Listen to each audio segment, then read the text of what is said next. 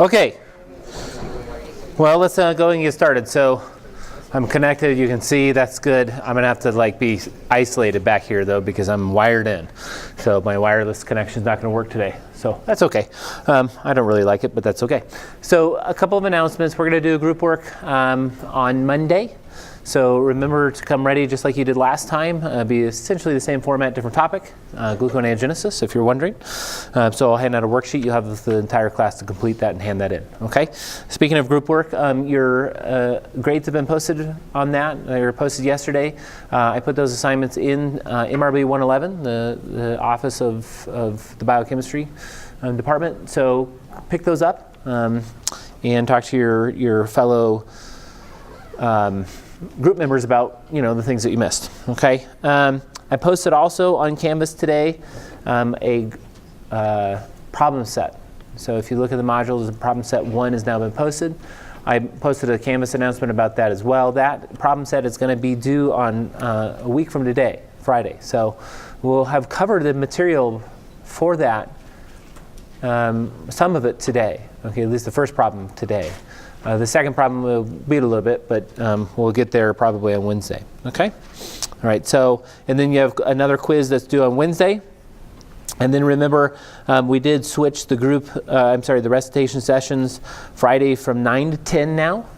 In MRB 312, we're going to run one on Friday from 4:15 to 5:15 in MRB 312. And then finally Sunday 5 to 6, which is the same as it has been in MRB 312. Okay? I think that's it. Oh, one more thing.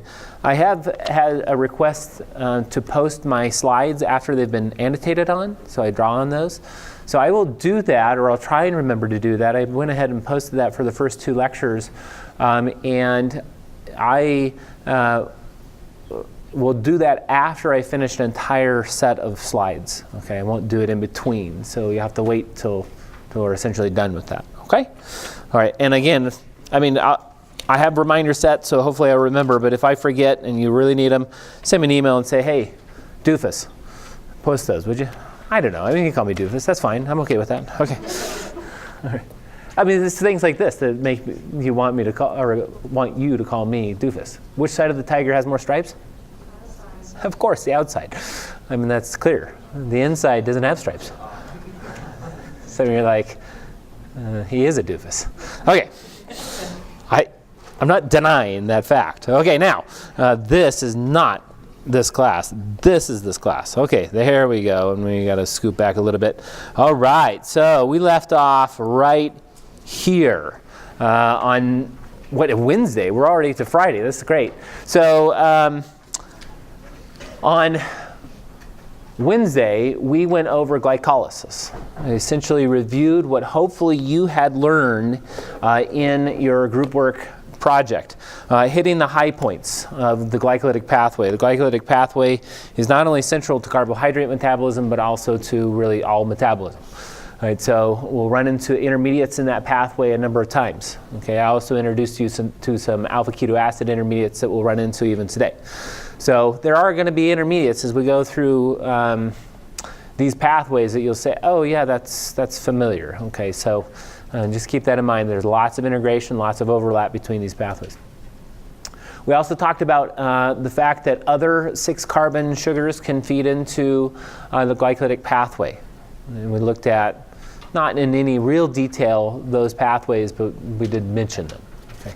And then we ended on this slide. And in this slide, I essentially am presenting a problem that is found in the cell. And that problem is this, that in the cytosol, there is redox reactions, in particular with glycolysis, that are producing this NADH molecule. That NADH molecule is a reduced form of what we consider an electron carrier.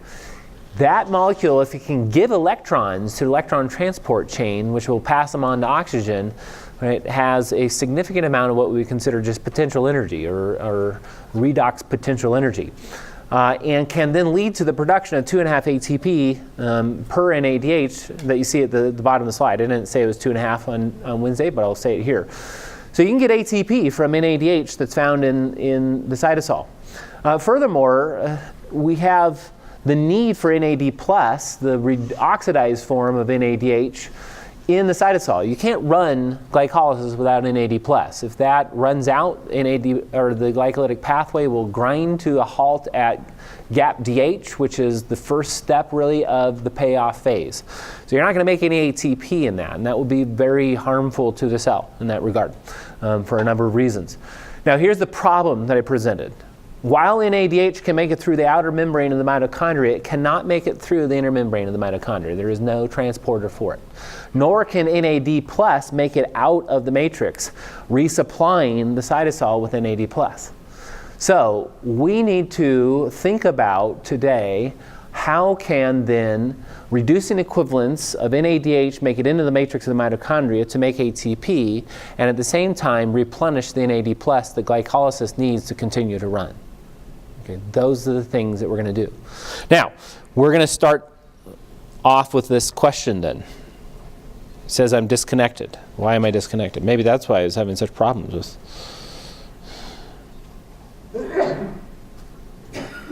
Great. Super awesome.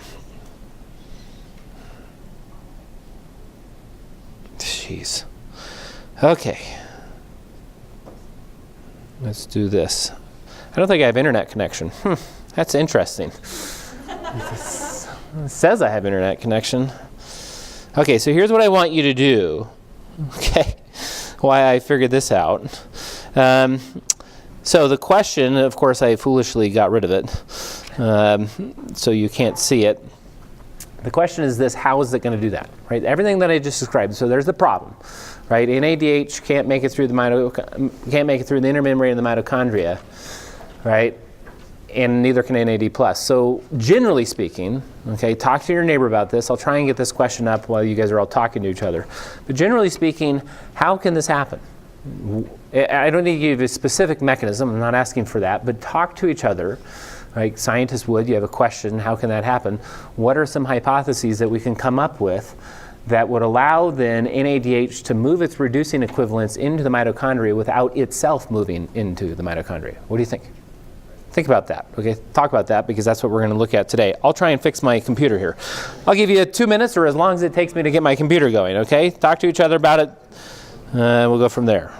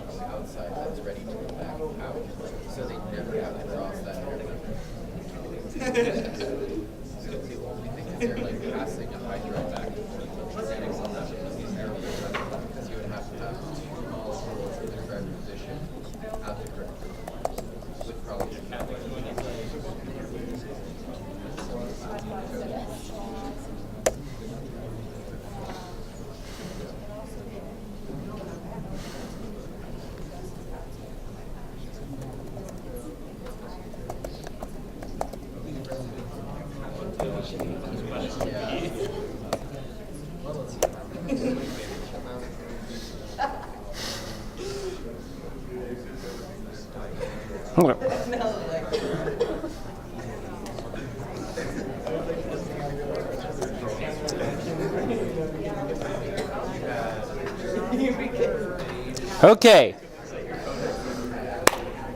Let me go ahead and bring you back. So I'm really beginning to detest this room. I don't know why it's giving me such problems, but it is. So, but we're gonna make the best out of it, okay? So I can't connect to the internet, so you're not gonna be able to respond to that question. That's okay, no problem. All right. So here's what we can do. I can ask who came up with a good hypothesis. Who would be brave enough to share with me what they think could happen? Super awesome, great, it's so good. Yeah. ATP synthase that it uses. Okay, so ATP synthase in what way? Sorry. Would shove hydrogen ions through that membrane, Okay. creating a gradient through there, which then would come back across through not a pore, but just a Sure. channels through there, and then that would drive the work that causes then the ADP to ATP. Okay. All right, so the statement was essentially ATP synthase driving the energy or providing the energy to move these reducing equivalents, correct, with the proton gradient. So that's actually not the mechanism. Okay, I know. Anyone else have any ideas? Just generally, you're like, wow. Can you put the question back up? I can't put the question back up because I'm no internet, right? So I feel like yeah. Is there some sort of transporter that's allowing NADH that's on the outside of that inner membrane and NAD on the inside to swap roles by trading hydride across the membrane? Okay, so that's interesting. So the question is, would there be like some transporter that would allow like NADH to bind and then transport the hydride across to the NAD plus and then making the NAD? It's almost like that, very similar, yeah.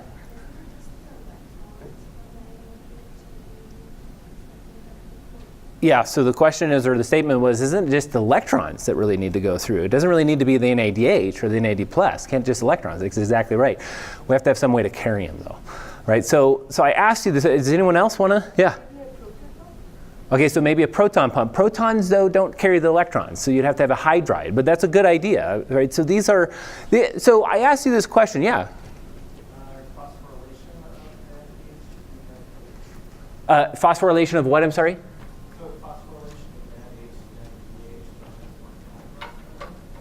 I still didn't hear you. Phosphorylation of? Oh, the NAD? Okay, and let that carry. Okay, so put a phosphate group on the NAD plus or the NADH and move that across. So actually there is something called NADPH and NADP plus, and those can't cross the membrane either, right? So I asked you this question, and clearly we're going to cover these things, but I asked you these questions just to start you in the process of thinking like, okay, there has to be something to this, right? This is what scientists do. We recognize there's a problem, and then we start to hypothesize, okay, well, how can that problem be solved? What should we be looking for? Now, obviously today we're not going to set up, we're not going to have some hypothesis that we're going to test with some experiments and then collect the data. We're not going to do all that. We're just going to skip right to the answer, okay, which is cool, right? I mean, that's what we get to do in a classroom like this. But that's the idea, and that's why I'm asking this question. And so, interestingly, some of these ideas, some of the things that are being stated are similar to what we see actually in the cell. And there are two mechanisms that we're going to look at that the cell has that allow them to move reducing equivalents, the electrons, across the membrane without actually moving the NADH across the membrane. Right? Now, one of them, the first one we're going to look at, is fairly complex. And it's a shuttle system called malate aspartate shuttle. Have any of you encountered that in any of the other classes? Awesome. So this is like the first time it looks like. So the malate aspartate shuttle is what we're going to cover first, and then we're going to cover something called the glycerol 3-phosphate shuttle. Okay, two what we call mitochondrial shuttle systems that move electrons across the membrane. Okay, and they don't move it in the form of NADH, they move it in the form of something else. All right, so here's what you're looking at. This is the malate aspartate shuttle. Right? Malate / aspartate shuttle.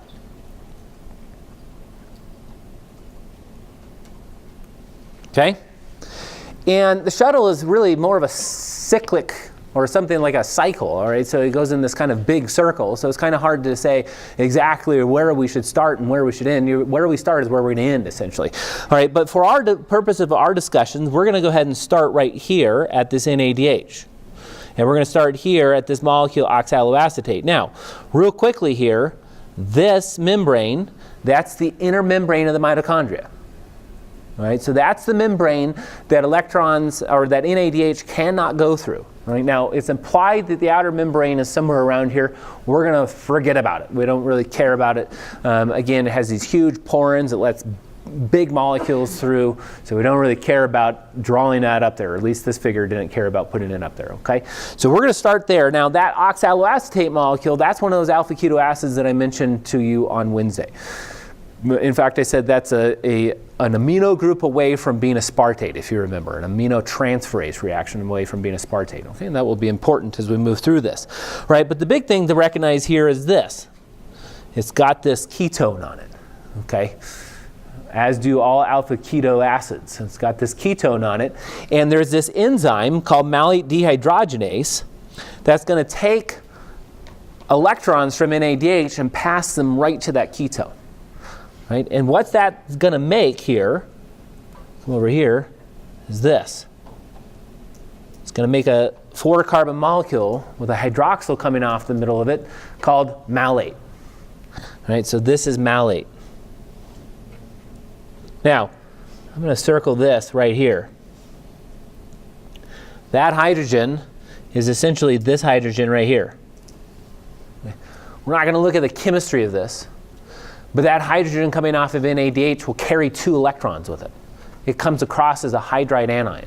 Okay, and if we were to look at the mechanism employed by malate dehydrogenase, which I'm not going to do, you can thank me for later. Okay, mechanisms, they get that organic chemistry feel to them, which some of you have known to be not exciting. Okay, so I'm not going to go through that. That's not to say that it's not important, you can't learn from them, but if we were to do that, that hydrogen would come across as 2 electrons and attach itself to that carbon, and that then reduces that carbon. Now understand what I'm saying there. We have taken the electrons off of NADH and we've put them on another molecule, malate. Okay?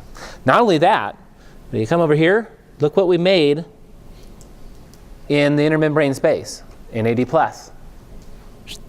This can go back to glycolysis. Okay, and provide the needed NAD+ for glycolysis and the prep, or not the prep phase, but the payoff phase to continue to run. Now, upon production then of malate, that malate can then move through the membrane. So it turns out there is a transporter that will allow malate to go right through that membrane. So the inner membrane of the mitochondria is permeable to malate. Not permeable to NADH, but permeable to malate. Okay. Now at the same time, this happens to be, it says malate, let me go ahead and highlight this, malate alpha ketoglutarate transporter. Okay. It's an antiporter, meaning that it moves 1 mole of malate in one direction and it has to then move another mole of what's called alpha ketoglutarate in the other direction. So it takes this alpha ketoglutarate molecule, okay, here, which is this molecule here, and it's going to move it out.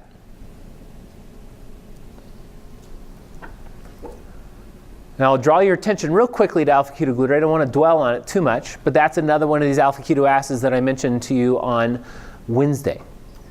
An amino group away from being glutamate. Okay.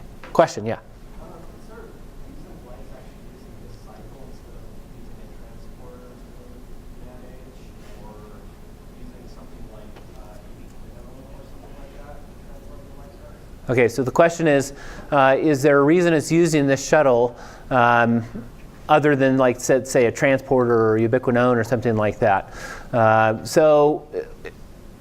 Well, first of all, there's not a transporter for NADH, right? So you can't use that. And you might say, well, why not? And the answer to that is because. It's not too big of a molecule, right? So there are other molecules that can move that the membrane is permeable to. It's just that it doesn't exist. And why not? Because. Right? And I don't know the answer to that. I don't think anyone knows the answer to that. It's just not there. So ubiquinone, not really. So you actually see ubiquinone used in this next process, but this is the process that we've encountered and see develop. Now, having said that, this can actually be a very useful shuttle in lots of different processes in the cell. So, okay. Other questions? This is biochemistry. Remember, you chose to be in this major. I'll keep reminding you of that, okay? All right, now, malate, okay, now has then been transported into the matrix of the mitochondria, alpha-ketoglutarate, out, okay? I don't know if the cell makes that whistling noise, but I did. Okay, now, that means this. Let's come here. That means this hydrogen right there, right, which we see over here, is now carrying those electrons, right? And malate is carrying those electrons here. So the same enzyme, malate dehydrogenase. Malate dehydrogenase is found in both the matrix of the mitochondria and also the intermembrane space mitochondria or cytosolic environment. Found in both places. That same enzyme now is going to carry out this reaction where it will essentially just do the exact opposite of what happened in the cytosol. Okay? So in the cytosol it goes here, right? In the matrix of the mitochondria it goes from malate to oxaloacetate. Takes that proton and the electrons from it and puts it right here on NADH. Okay? And now we're back here at oxaloacetate. This then goes off electron transport chain / oxphos, right? On it goes. ATP can now be generated. Problem solved. Now some of you are sitting there saying, looks like we're only halfway done. Exactly. Okay, but that's the first part of this. Question, yes? So do mitochondria have like a fixed amount of NAD plus in their matrix? And how does it like get there originally? Okay, yeah, so the question is, do mitochondria have a fixed amount of NAD plus? And how does it get there originally anyway? Okay, so mitochondria is really interesting little organelle. So there's, I don't know, I don't know the concentration, but yes, there's going to be a fixed within range NAD plus concentration in the matrix of the mitochondria. The NAD plus to NADH ratio is something that the mitochondria, has to keep in fairly constant regulation and control. Okay, there's lots of things that are using the NAD plus, lots of things that are using the NADH, and there's this kind of ratio between the two of them. Okay, now the next question is, well, how does it get there anyway? Okay, so it turns out that mitochondria have the capacity to synthesize these things. Okay, mitochondria. Well, the reason I said it's an interesting little organelle is because it comes with its own DNA, which you may have probably realized, and in some of those are metabolic pathways to generate some of these things. Okay, I don't know. I'm convinced of this. They would have to have precursors moved into it, not NAD plus directly. Right? You can't make it from scratch. It has to have precursors. So there would have to be then transporters to get that in. Other questions?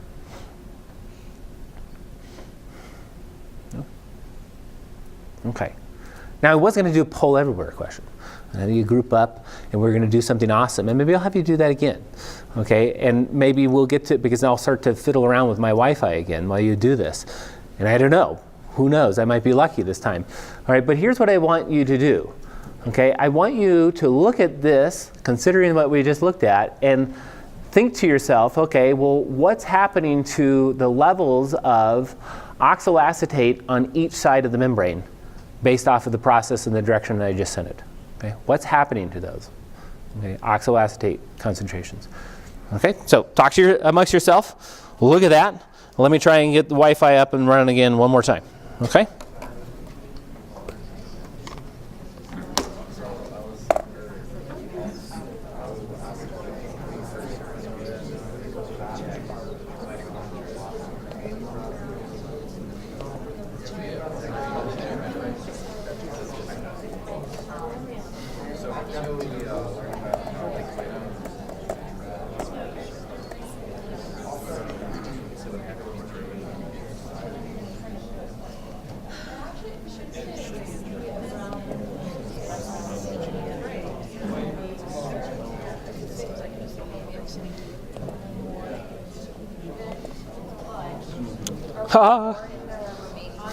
Yay, look at this.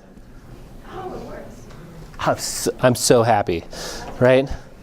Technology, okay. That's not it. That was last semester. Oh no. Go backwards. It's resisting me. Again. Ah. Come on. Oh my gosh. Okay, talk amongst yourself. Oh my gosh. Okay. Ignoring the steps below. Ignoring the steps below is what's happening. All right, let's come back. Let's come back. You guys have talked about it enough. I was so excited. Technology today. All right. Now, oxaloacetate concentrations. What's happening to those? Just trying to get you to digest what I just said. Okay? So let me ask you this. I'll give you some options here. We're going to do a show of hands. Okay? In the cytosol, is oxaloacetate, how many of you think that oxaloacetate concentrations based off of what we just talked about are going up? Show of hands. How many of you think it's going down? Okay. How many of you don't want to raise your hand? Okay, 2 or 3 of you. How many of you don't know what I just asked? Okay, all right. I didn't get a full show of hands, I will be honest with you. Some of you are not being honest with me. All right, now let's look at the oxaloacetate concentrations on the right. Okay, based off of what we just talked about, if you look in the matrix of mitochondria, how many of you would say that oxaloacetate concentrations are going up based off of what we just talked about? Okay, good. All right, yeah, so, all right, so just to digest what we've talked about. So when we think about this, all right, remember, glycolysis is running. Okay, let's say flux through glycolysis is happening. What happens in this whole thing, and the reason I asked you this question is for you guys to start to think about, again, Le Chatelier's principle. Everything that you're looking at the board is a reversible step. Delta G's are 0, okay, for almost every single step. And what that means is this. So what we have here going on when glycolysis flux goes up is that NADH in this environment goes up. That's going to drive this reaction in this direction. That's going to drive this reaction this direction. That's going to drive this reaction this direction, and we're going to make NADH here. Everything's reversible. Okay? So oxaloacetate concentrations now are all of a sudden falling in the compartment we were just talking about, and they're rising in this compartment. However, and this is where we get to the cyclical idea, there is a means to replenish those, because that's another problem, right? If oxaloacetate concentrations are not replenished out in the cytosolic environment on the left-hand side, then the whole thing will grind to halt as well, and we got the same problem. Okay, so we've just shifted it to oxaloacetate concentrations going up in the mitochondria, the matrix of the mitochondria. So what happens there? Well, I'm running out of colors, but that's okay. So oxaloacetate is going to do this. It's going to go down here. There's going to be this enzyme called aminotransferase. It happens to be a spartate aminotransferase, which is okay, but that's going to do this. See, we've got glutamate over here. We haven't talked about glutamate, but it's there. Okay? There's a supply of glutamate. I'm going to circle essentially the carbon of note here with glutamate. That nitrogen, in particularly, is going to be transferred to oxaloacetate right there, making a spartate. Remember I said, if you go back to Wednesday, I said, oh, alpha-keto acids are like an amino group away from becoming an amino acid. Okay, oxaloacetate is an amino group away from becoming a spartate. Well, it just got that amino group, and it got that amino group from glutamate. And the enzyme aminotransferase is what's going to move that. Now, when it does that, taking the amino group off of glutamate, it makes alpha-ketoglutarate and aspartate. So there's 2 things that happen. Alpha-ketoglutarate, we've already talked about. Alpha-ketoglutarate is moving out in response to malate moving in. Right? Now, what happens this? Right? Well, we keep shifting in this direction. Aspartate is going to move out here.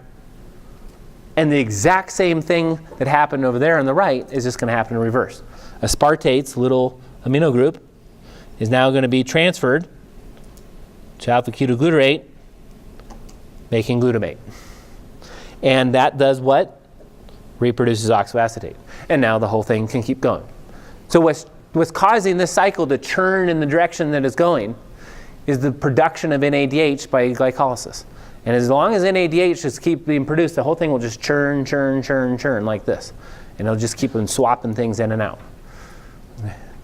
Now some of you are sitting there saying to yourself, oh, I wish there was an NADH transporter in the membrane of the mitochondria. But there's not. Okay? Questions on this? Yeah. So now considering both sides and the entire cyclical nature, wouldn't the oxaloacetate concentrations on the inner and outer kind of sides of the membrane be relatively the same? They would equilibrate. I wouldn't say they'd necessarily be the same, but they'd equilibrate. So based off of the delta G's, right, and the equilibrium constants of the reactions that are being catalyzed by each of these enzymes, there would be some equilibrium constant, and so there would be then what we consider an equilibrium concentration of oxaloacetate. Okay. Now, considering that they're the same reaction, the likelihood is that they're going to be fairly similar. However, there's complicating factors to that because there's lots of things in particular in the matrix of mitochondria that are going to use oxaloacetate. Okay. But there would be what we would consider steady state concentrations of them, on each side. Okay. Yeah. Do the enzymes require ATP to do these reactions? Not these ones. Yep. So the question is there enzymes? Do these enzymes, any of them, are they ATP dependent? None of these are. So malate dehydrogenase doesn't, and neither does the aminotransferase. So, yeah. Yeah. Does the NAD plus engage the mitochondria like capacitive diffusion? No, it doesn't. Yeah, so the question is, does the NAD plus move through the mitochondrial membrane through passive diffusion? No, it doesn't. Right, so we just generate NAD plus through that malate dehydrogenase reaction at the outset. NAD plus just stays over in the matrix of the mitochondria or over there, it never crosses the membrane. Only the electrons from these things can move. Don't we need NAD plus for glycolysis, which occurs outside the plant? Yeah, yes, we do. So what I'm trying to say here is this. When this NADH here gives up its proton, or its hydride ion, it makes NAD plus. And then that will move, did you say through the outer membrane? Yeah. Oh, okay. I'm sorry. Yes, through the outer membrane, yes, it'll diffuse passively through that porin I mentioned. So this guy right here, that guy just moves everything, right? It's just like this hole in the membrane, and just any molecule. I think that the molecular cutoff is like 2,000 grams per mole or something like this. Huge. So anything small is going to fly right through that. Yeah. On the next slide, what is Yeah. the net effect box right under the membrane? Yeah, okay, so the question is in regards to this figure that's specific to this textbook. What does that mean, the net effect? So what it's saying is that NADH on the P side, that subscript P means P side, so, and we'll talk about this when we get to the electron transport chain and oxidative phosphorylation. Oftentimes people call the intermembrane space the P side. So that NADH subscript P means P side has been moved to NADH on the inside. In meaning negative, okay, not the inside of the membrane. That's what that's saying. Just net effect NADH has moved across the membrane. Yeah. So the high concentration of hydrogen ions that are built up during oxidative phosphorylation in the intermembrane space of mitochondria, how does the porin not just those hydrogen ions? Okay, yeah, so the question is in regards to something jumping ahead to oxidative phosphorylation. Interesting question, though. In oxidative phosphorylation, protons are being consistently pumped out of the matrix of mitochondria into the intermembrane space. How does that porin not just let those fly out and they're diffused away? So that is actually, when you start to study that, the hypothesis there is that you're actually looking at localized concentrations of proton right at the membrane. Yeah. Other questions? Yeah. So does the aminotransferase that this pairing, like the thermodynamic favorability of one, of say like glutamate receiving the amino group over the oxidation or reduction of oxaloacetate Okay. like the enzyme Okay. pairing this thermodynamic favorability of, alpha-ketoglutarate being aminated to glutamate to then be able to have oxaloacetate undergo the reaction and become malate. I don't think so. So Le Chatelier's principle is driving all of this. Okay, so what you have with that aminotransferase and what you have with the malate dehydrogenase is you have very efficient enzymes in high quantity. And so you have then equilibrium established between these. So all the system needs is just a bump in one or the other direction. Okay, that bump comes from the NADH production in glycolysis, and then the whole thing starts to churn. Okay, now in regards to the aminotransferase, in terms of thermodynamics of taking an amino group off of one thing and putting it on another, I haven't looked at that in any serious way. Right? How is that favorable or not favorable, and what's the equilibrium of that? So I don't know the answer to that question. In fact, I don't know the equilibrium constant for that reaction, nor the delta G at standard conditions. I know that at actual conditions it was 0. Okay. Other questions?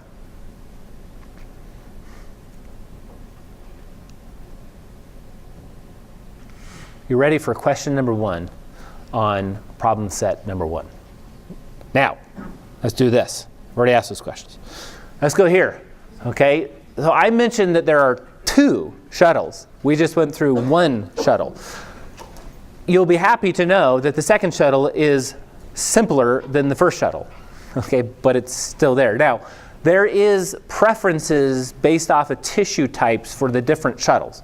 So if you're looking at a mammalian system, the shuttle that I just covered, the malate aspartate shuttle, is found at much higher rates and much greater quantities in the kidney and in the heart and in the liver.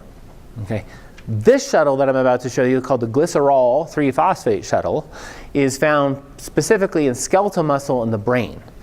Now it's going to do something really similar. It's just going to take a reducing equivalence from NADH, pass them through an intermediate, and then into the mitochondria. Okay. It takes a lot less steps to do this, though. Okay. Now the name of the shuttle, just so we are all clear on this, is glycerol 3-phosphate shuttle.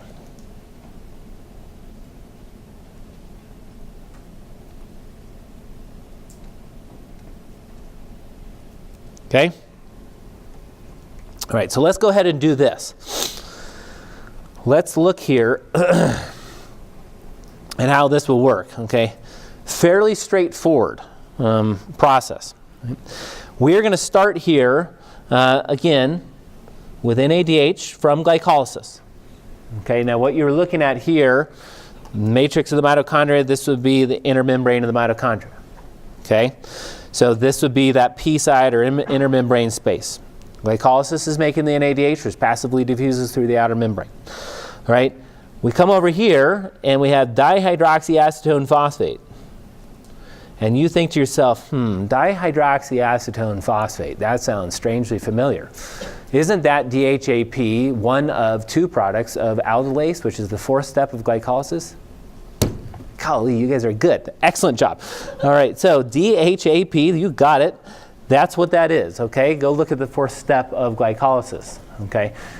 All right, so we've got that. Now, what's going to happen here is this, okay?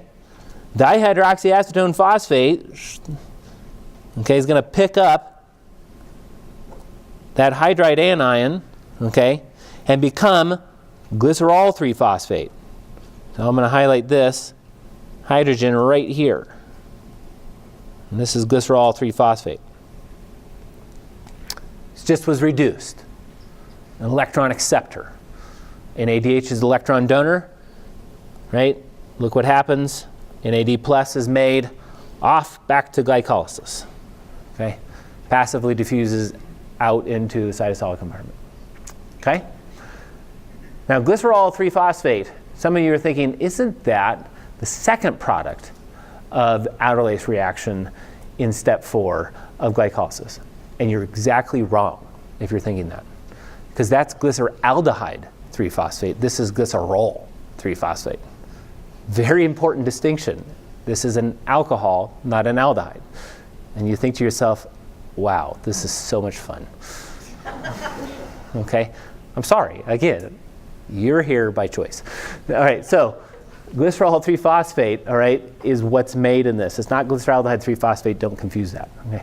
Now, I'll be real quick here, okay, because we can be, okay? That hydrogen ion, okay, is going to move directly to FAD, making FADH2. The enzyme that does that is glyceraldehyde or glycerol 3-phosphate dehydrogenase. Okay, it's actually the same enzyme that does the top reaction. And that FADH2 is going to do this. Complex 3, let's just circle this. Oxphos. And you say, we'll get to that later. Exactly, we'll get to that later.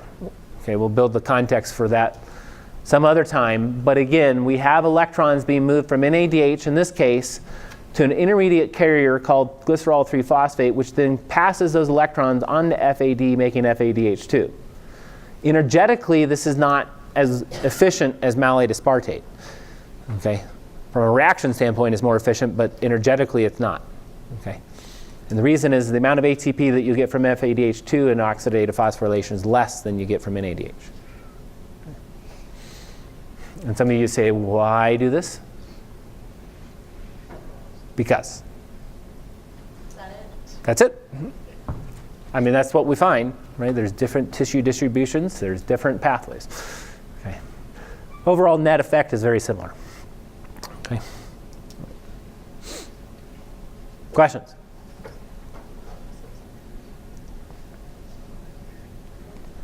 Let me move on. Okay.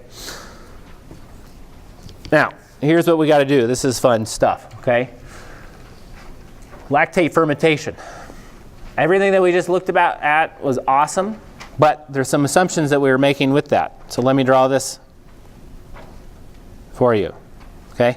Very similar to the way we kind of ended class on Wednesday is probably the way we're going to end class here today. Glucose, okay, is going to be converted to 2-pyruvate. Going back to glycolysis. Okay? Going to make 2 ATP from that. We're going to make 2 NADH from that.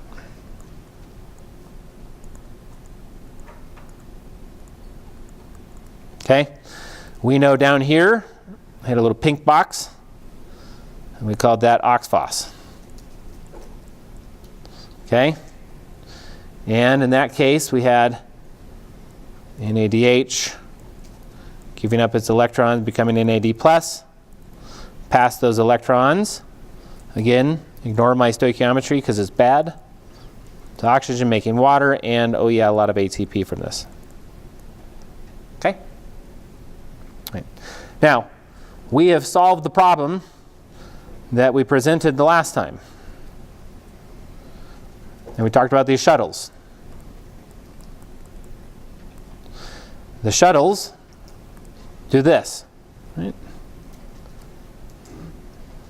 And they do this. Oops. They go like this. Yeah, that's okay. They get the NADH here and then recycle it back to here. Okay? So that's what the shuttles did, right? Whichever one you want to talk about. Malate, aspartate, glycerol 3-phosphate shuttle, they both do similar things. Okay? You're sitting there saying, but I thought that one of the shuttles did FAD. I know, okay, you're right. Okay, so this is not the most accurate drawing. But let me go ahead and say this, okay? What happens if you do this? We got oxygen, but oxygen now disappears. Okay? For whatever reason, the cell goes anaerobic. Maybe you took off on a sprint. Something like that. If that occurs, then this occurs. We stop that process. Oxidative phosphorylation shuts down. We stop this process, which means that we stop this process here. Which means that now the shuttles are ineffective in doing this. Which means that in some cell types, right, this would be the result. Okay? In other cell types, that's not necessarily the result. Okay, there are some cells that say, okay, that's fine. I don't need oxygen. I'll do something else. And that something else is this, lactate fermentation. Okay? Neuronal tissue does not do this well. Skeletal muscle does this really well. Okay? And what it does is this. It's a simple one-step process. All this occurs in the cytosol. Okay? It can take the pyruvate that's produced at the end of glycolysis and convert it right to something called lactate. Okay? Lactic acid. And in that process, it can recycle the NADH into NAD+. Okay. Now here's the reaction down here. Pyruvate, alpha-keto acid, becoming now an alcohol, lactate. Okay. The enzyme, lactate dehydrogenase. Now, delta G of this reaction is about 0, reversible. Okay. Go in either direction.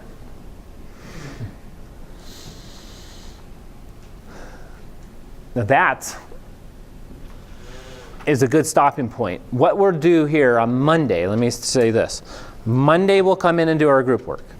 Wednesday we'll come in and review the group work, and we'll also pick up right here. I want to talk a little bit more about lactate and the importance of lactate in metabolism, okay? If you want a precursor to that, you don't have to read this, but I posted an article in Canvas on lactate metabolism. Lactate is actually a fairly important molecule in metabolism, so read that if you want. I'll address some of the issues with it, not all of them, okay? All right, have a good weekend. I will see you on Monday ready for group work, okay?